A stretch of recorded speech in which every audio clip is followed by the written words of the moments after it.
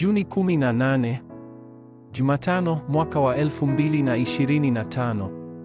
Miongozo ya Baptizan kamili inayoona mgeuko wa zama. Matendo 11:19.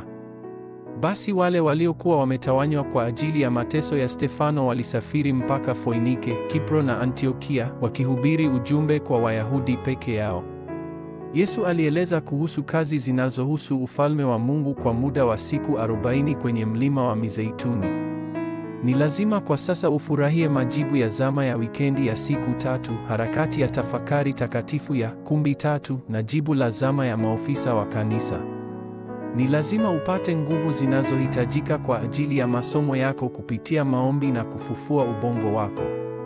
Zaidi ya hayo, ni lazima ufurahie kwa amani maombi ya 7-7-7 kwa kuanza umakinikaji wa aina 3 asubuhi, kuwa na maombi ya mazungumzo na Mungu wakati wa mchana, na kuingia katika maombi ya kina wakati wa usiku unapopata jibu lako kupitia neno. Kwa wakati huu, utapata nguvu za kiroho. Imesemwa katika Biblia, Mungu alimpulizia mwanadamu pumzi yake ya uhai. Neno lilitabiriwa kwa ile mifupa mikavu na pumzi ilipoingia ndani yake ikawa hai. Yesu alisema hata kupokea roho yake alipopumua pumzi yake ya mwisho. Pia imeelezwa kuwa ni wakati tu Roho Mtakatifu atakapokuja juu yako ndipo utakapokuwa shahidi hata miisho ya dunia. Haya ndiyo maombi ya kupokea nguvu hizi. Kupumua na maombi ni njia mbili za maisha ya mwanadamu. Harakati ya tafakari takatifu ni kujifunza jinsi ya kuomba huku unapumua kwa kina. Mungu amekuinua kama mlinzi anayeokoa ulimwengu. Baptizan. Mlinzi anahitaji baptizan. Kwa hivyo, lazima uombe kuhusu siri ya Mungu wa Utatu, baraka za kiti cha enzi, zama 3, mamlaka 5, uwezo wa kumshinda mtawala wa ufalme wa anga CVDIP na kumbi 3. 2. Safari. Kwa sababu unahitaji kuokoa ulimwengu, lazima uanze safari. Safari hii inajumuisha njia 3 ambazo Mungu wa Utatu anafanya kazi juu yake: misingi 10, siri 10, uhakikisho 5, mikondo 9, jibu lako la maisha yote, na kambi ya kiti cha enzi 3. Miongozo.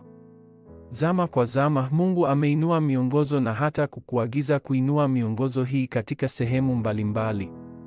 Miongozo hii ni pamoja na Agano la Mlima Kalvari ambalo liliondoa majanga yote, Agano la Mlima wa Mizeituni, uzoefu wa chumba cha juu cha Marko, baraka za Antiokia, mwongozo kamili wa Roho Mtakatifu, hatua ya kugeuka ya Makedonia, na Roma. Kati ya miongozo hii, mashahidi hawa wote waliotawanyika, wale wanaokusanyika, uchumi wa nuru, misheni ya ulimwengu ilianza kutoka kwa kanisa la Antiokia.